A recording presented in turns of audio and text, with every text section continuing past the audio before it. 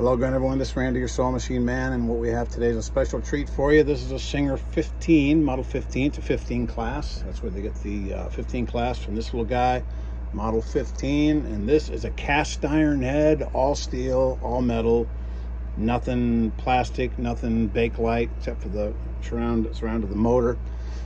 This little guy, someone didn't think it was worth it, so they kind of set it aside and let it get the wiring and everything corroded and kind of fell apart. But a good friend of mine, good customer of mine, who said it might be worth redeeming, asked me if I thought the same, and I said yes. This is a very nice machine, and the cool fact is that it says on here a century of sewing, 1851, 1951, which would make it an anniversary model because that plaque says so, except for the fact when you look up the serial number, which is AJ472606, it says 15 class model 15, March 27th, 1950.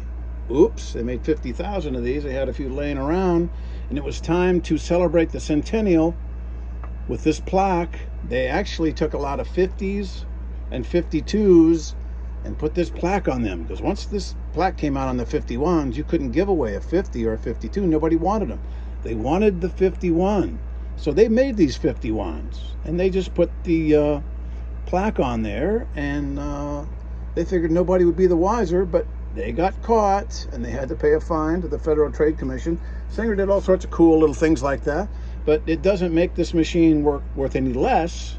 It actually makes it worth more in a lot of circles, because it makes it more collectible and more unique, because that story's attached to it. Oh, you got a run-of-the-mill anniversary model. Nope, this is an anniversary model counterfeit. It's one that was made in 1950. Same machine. There's no difference between the machines. They're absolutely fundamentally identical, except for that plaque, and except for the fact that Singer tried to pull a fast one on the sewing public, which is how they always did things. And sometimes I guess there's people, I might be one of them, to say they still do. If you buy a new Singer today, you'll think they're trying to pass those off as actual sewing machines, but I digress. But this little guy is an awesome machine. I rewired it, put a new belt on it, put a new spool pin on it, and jazzed it up. Went through it A to Z, polished all the hook and everything up. And to say that it sews like a brand new one would not be an exaggeration, because if you have a brand new, out of the box one of these, this is what it would sew like. If you got one of these brand spanking new in 1951, it would sew like this. And of course, people always say, will it sew leather? Give me a big foot around here. Will it sew leather? Yes, that's why we sew them out on leather, because that's always the big test on the YouTubes. Will it sew leather? Well, there's a couple of layers of leather, and it's doing a good job. I don't even have a leather needle. I just have regular thread, regular needle. But it's one thing you want to look at if you have a chance to get one of these. Look and make sure that the pin on the winder, make sure the pin on the winder is there and it's not ground off, because a lot of times people will get bobbins like this one. I went to wind this one and found out that the little notch on the one side isn't fully placed in there, and if it's at an angle and not completely ground in there properly, you put it on here and it'll spin around, it'll grind this off. So there are defective bobbins out there. When you bought an original Singer bobbin, you didn't have to worry about that, because it was made in US of A, and they had quality control 100%.